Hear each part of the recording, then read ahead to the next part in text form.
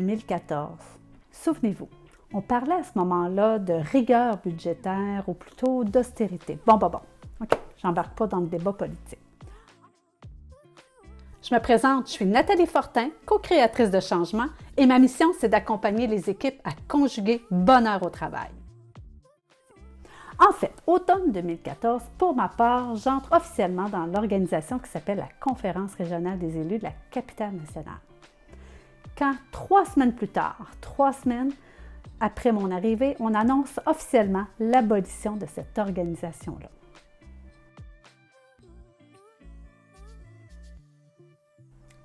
Vous comprendrez que je venais de comprendre que ma chaise n'était pas très solide et donc que je devais encore une fois me retrouver un autre emploi. Une 3e perte d'emploi en 3 ans. Ça me ramène dans mes réflexions. Pour ceux qui me connaissent, vous le savez, je pose continuellement des questions, mais je m'en pose tout autant. Puis mon hamster, il ne donne pas sa place. C'est comme ça qu'un matin, je me suis installée à mon ordinateur et j'ai été dans un groupe de discussion dans le réseau LinkedIn et j'ai posé la question « Qu'est-ce que pour vous le bonheur au travail? » Et OK, j'ai encore une fois touché à quelque chose. Les discussions, ça a duré à peu près 2 mois pour à peu près 172 commentaires, dont Ghislaine, qui, elle, a participé à l'Université du bonheur au travail. Elle était du côté de Paris. Une université du bonheur au travail. Wow! Sérieux?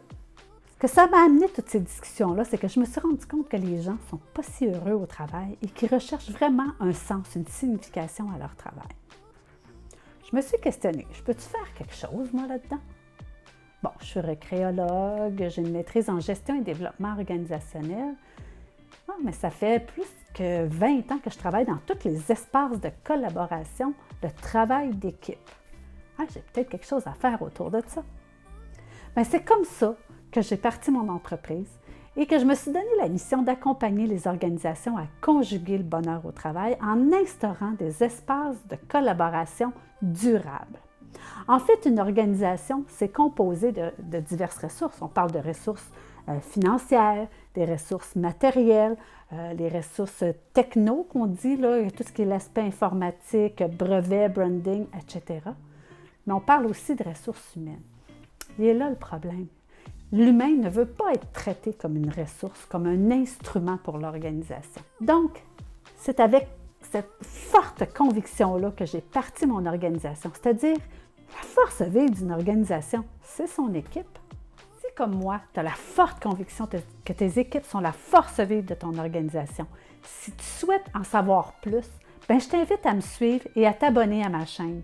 Comme ça, je vais pouvoir t'en apprendre plus sur le bonheur au travail et pouvoir t'outiller, te donner divers outils pour bien conjuguer bonheur au travail.